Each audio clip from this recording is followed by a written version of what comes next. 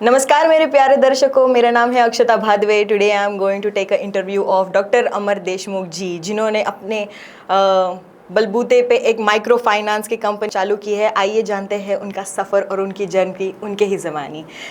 Good morning sir. Good morning ma'am. How are you? Fine ma'am. जी, आपके बारे में हमें जानना है कि आपका सफ़र इस कंपनी को लेके कैसे रहा। पहले तो क्या हुआ, जो प्लानिंग ही नहीं था माइक्रो फाइनेंस शुरू करने का मैम, लेकिन हम सोशल वर्क करते थे। सोशल वर्क यानी कि महिलाओं के लिए एम्पावरमेंट का कुछ ट्रेनिंग है, और हमारी जो रीड इंडिया एक बड़ी एनजीओ है उसके साथ हम कोलैब्स थे, और वो हमें काम देते थे। और ये करते करते क्या हुआ, बहुत सारे लड़कियों को सिखा दिए, बहुत सारे लड़कियों को ट्रेन किए, लेकिन बाद में पता चला कि उनको छोटे छोटे पैसों की ज़रूरत है। जी। तो छोटे पैसे कहाँ से मिलेंगे, फिर ये हम सोचने लगे। लेकिन बहुत सारे बैंकों को हमने विजिट किए, तब पता चला कि नहीं, हम 2 लाख के नीचे लोन नहीं देते।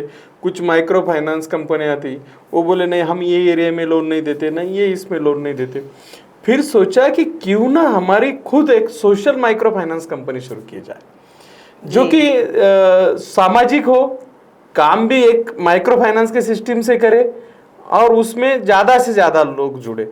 तो हमने क्या किया, सितंबर 2021 में हमारा दीप किमाया फाउंडेशन अंडर सेक्शन 8 में एक माइक्रो फाइनेंस कंपनी शुरू किया। ओके। और वो कंपनी शुरू करने के बाद आपको यकीन नहीं होगा कि ऐसे ही लोगों को अपील किया, और मैं और मेरे वाइफ ने, हमारा दोनों का पहला कॉन्ट्रीब्यूट 5-5 लाख था, बाद में और हमने दोनों ने 10-10 लाख रुपए दिया। और हर साल अभी हम सोच रहे हैं कि हमारा जो इनकम है उसमें से 5 या 10 लाख ये कंपनी को हम हर साल डोनेशन करेंगे।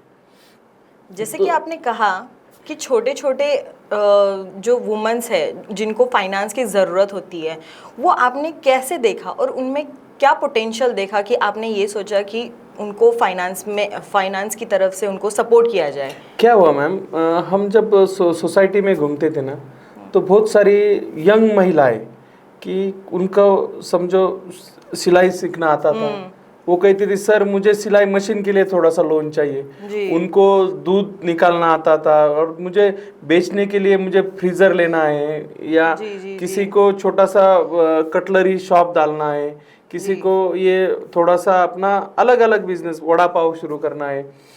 कभी कभी हमने रूरल में भी काम किया, मुंबई जैसे अर्बन में भी काम किया।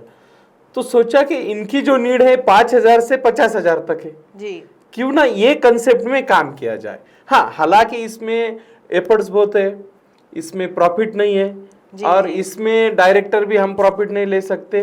तो हमने सोचा कि मरने के बाद ऊपर खाली हाथ ही जाना है मैम, तो इसीलिए हम सोचे कि ये हम करना है। जी, आपकी इंस्पिरेशन कौन था इस चीज़ के लिए?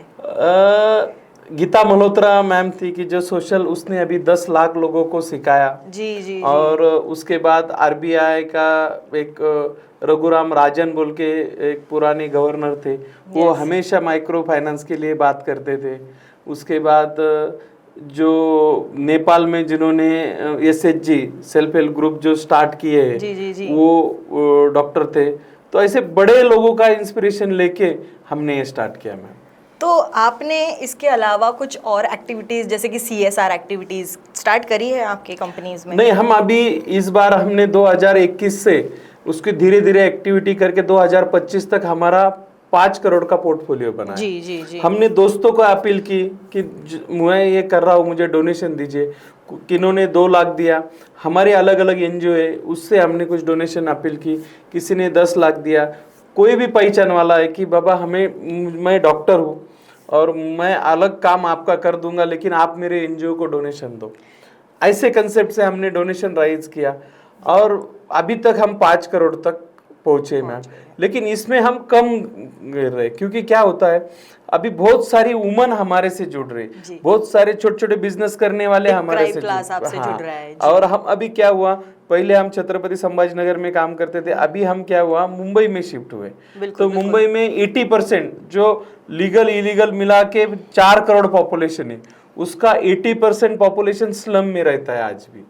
और मुंबई जैसे शहर में कोई किसी को हैंड लोन भी नहीं देता है, या कोई किसी को ट्रस्ट नहीं करता है। तो वहां पे जो लैकुना था, गैप था, कि जो तरकारी बेचने वाली लड़की लेडीज है, ओला उबेर वाले ड्राइवर है, उनको रिन्यू करना है, रिक्शा है उसका लाइसेंस रिन्यू करना है, किसी को इमरजेंसी रेंट भरना है, किसी की सैलरी थोड़ी लेट होती है, तो वो लैकुना देख के हम वो लोगों को भी वहाँ लोन देना शुरू कर दिए। और सबसे अच्छी बात कि ज़्यादा यहाँ स्लम एरिया से ज़्यादा, औरंगाबाद से ज़्यादा, छत्रपति संभाजी नगर से ज़्यादा मुंबई में रीपेमेंट का वैल्यू ज़्यादा है, क्योंकि वो कैपिटल ऑफ द हाँ, सिटी हाँ, इंडिया है, तो वहाँ पे हाँ, सब जनाते हैं।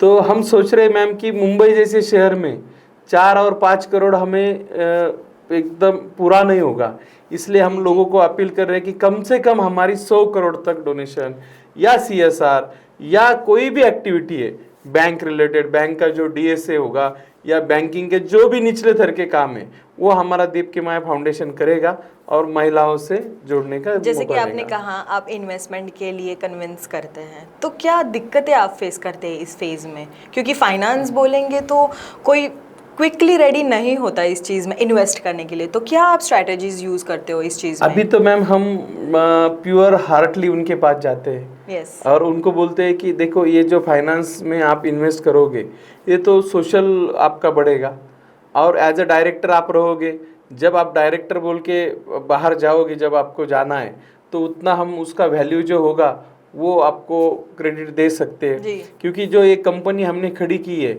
इसका उद्देश्य एक है कि माइक्रो जो बिजनेस करते हैं, जो डेली हाथ के ऊपर निर्भर है, वो लोगों को सेवा देना ये निर्भर है। जी जी जी। तो आपका फ्यूचर प्लान क्या है? आपने कुछ सोचा है फ्यूचर के बारे में? या मैम, ये अभी जैसा दीप की माया फाउंडेशन स्मॉल माइक्रो फाइनेंस है, तो ये हम अभी मुंबई शहर में चालू किए हैं, अभी एक छत्रपति संभाजी नगर में चालू हुआ। जी। तो ऐसा हमारा प्लान है कि इंडिया के हर कस्बे में ये जाना चाहिए और हम अभी 5 करोड़ से तो हम 500,000 करोड़ तक जाना चाहिए। और जाने के बाद इसमें एक अहम है मैम कि इसका पैसा हम डायरेक्टर भी सैलरी नहीं लेते, इसमें हम सरप्लस कर रहे हैं, तो इसकी सेवा, इसको हम सेवा बोलेंगे एक तरफ से ज़्यादा लोगों के पास जाना चाहिए। और जितनी बड़ी बड़ी कंपनियां हैं कि वो CSR का मॉडल बना के हमारे NGO के साथ प्रोग्राम करना चाहिए। और जितना भी जो हीरोज है, एक्टर्स है, क्या होता है CSR जो फंड है एक बार हमारे पास देने के लिए अगर दिया किसी मॉडल ने, किसी कंपनी ने, किसी एक्टर ने, तो लाइफ भर हम उसको सस्टेन रखते हैं, तो फिर उनको देने की जरूरत नहीं, क्योंकि उनका फंड हम माइक्रो फाइनेंस में यूज करते हैं, हर साल वो रीयूज होता है, तो वो उसकी ग्रोथ होती है। ज़्यादातर तो क्या होता है कि जो बड़े बड़े कंपनियां हैं किसी अलग सेक्टर में अगर CSR करे तो एक बार खत्म होने के बाद नए साल में हर उनको NGO को देना पड़ता है जी। तो ये अपॉर्चुनिटी अपने जो माइक्रो फाइनेंस में, क्योंकि हम जो माइक्रो फाइनेंस देते हैं छोटे छोटे तबके को वो देते हैं और वो जो है कि उसकी डिमांड ज़्यादा है। जैसे कि आपने कहा आपके कंपनी के बारे में, नॉन प्रॉफिट है, सरप्लस आप जनरेट करते हो, आप एक्सपैंड कर रहे हो, यानी कि आप एक ऐसी मिडिल स्टेट में हैं जो नीचे के डिप्राइव क्लास लोगों को भी मदद कर रहा है और जो अपर क्लास यानी कि हायर कॉस्ट इफ़िशियंसी जो रखते हैं वो भी आपके फाइनेंस में इन्वेस्ट कर रहे हो, तो आप दोनों को इक्वली सपोर्ट कर रहे हैं, right? Yes ma'am. Okay okay. आप यहाँ पे आए, आपने यहाँ पे आपका प्रीशियस टाइम दिया, इतनी अच्छी बातें हमारे ऑडियंस तक पहुँचाई finance related. Hopefully everyone is going to look at you and start investing and taking loan from your microfinance. Thank you so much for giving your precious time. या thank you ma'am. लेकिन जाते जाते मैं एक छोटा सा कहना चाहता हूँ कि मैं तो आया हूँ, लेकिन आपने MBA फाइनेंस किया है और अभी आपके हाथ में इसकी कमान है, तो हम सोच रहे हैं कि आपके जरिए मुंबई में एक्सप्लोर हो और ज़्यादा से ज़्यादा जो इन्वेस्टर है उनको भी मैं अपील करना चाहता हूँ कि आपका जो पैसा है वो उसको लगा के आपको मिलेगा जी। इसलिए दोस्तों आज हम इस स्टेज पे है कि आपका जो इन्वेस्टमेंट है उसका रिटर्न हम देंगे और दूसरी बात सबसे इम्पोर्टेंट, आपको निराश नहीं करेंगे। और थैंक यू। Thank you.